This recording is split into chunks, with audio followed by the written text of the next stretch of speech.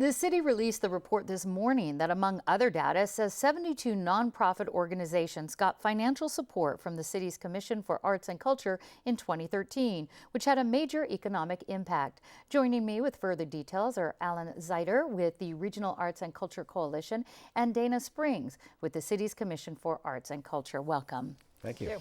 Ellen, the report says that San Diego's arts and culture groups create meaningful employment opportunities. What kind of jobs are part of that equation, and how much money is actually paid to employees and contractors? Well, there's about 6,500 jobs that are within these 72 organizations that are funded by the city, but you have to look bigger also at the creative industries here in San Diego. This is just a small portion of that. We have about 65,000 jobs in the San Diego County, all in the creative industries.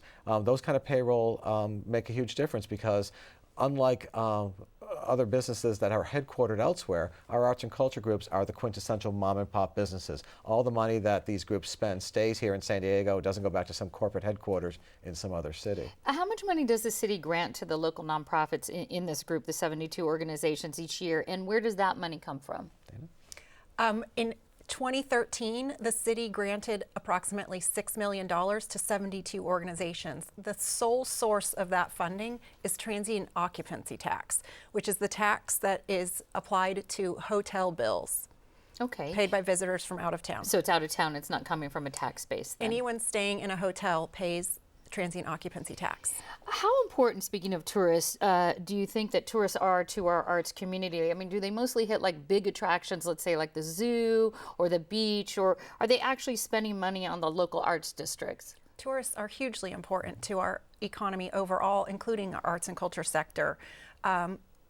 We know that tourists do attend our large organizations such as the museums and the Old Globe in Balboa Park, but I can tell you that I attended the Multicultural Festival in Linda Vista over the weekend and the Art Walk in Little Italy, and there were so many people. I know that those small events, which are now getting larger, attract a lot of tourists as well as locals. Okay, and Ellen, the city's film commission dissolved, Orchestra Nova closed, there's a possibility of the San Diego Opera closing, Ken Cinema was saved by a last-minute deal to stay open. Some people might argue that there's simply not enough citizen support of the arts here in San Diego. How would you respond to that? I would say that that's probably not accurate at all, because if you look at the number of volunteers, there's 13,000 volunteers at these various organizations, about 1,100 volunteer board members.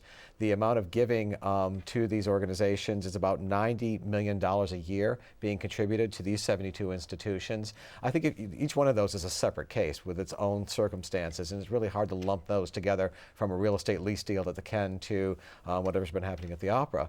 Every night on stages all over San Diego County, the curtain's going up from Vista to Chula Vista, La Mesa to La Jolla, and it really is remarkable what's happening in our county, and it's recognized nationally too. The fact that one year on Broadway we had more plays that opened on Broadway that came from San Diego than any other city except for London, we are a feeder to New York, that's where we get a lot of good national recognition, is in our arts and culture. And kind of going along with that, Dana, how do we compare to other cities our size as far as our arts and culture scene?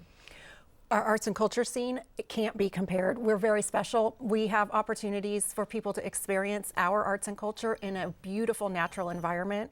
As far as the numbers go, I can tell you San Diego is the 8th largest city in the United States. And as I just reported, the city of San Diego gave out $6 million to 72 arts organizations. But the city of Dallas, which is the 9th largest city in the United States, gave out $3.2 million. What do you see, Ellen, as the major obstacle in moving forward with arts programming? An obstacle? Not seeing a whole lot? Well, I think this is a very expensive city, so real estate for some groups that have to find space in the community, it's kind of an expensive city. That's why you see arts groups coming to destinations like NTC.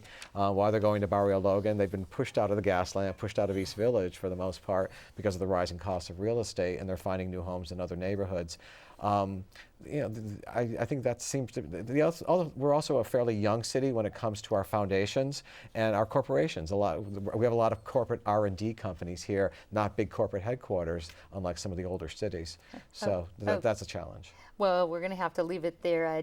Alan Zeiter and Dana Springs, thank you so much. Thank you very much.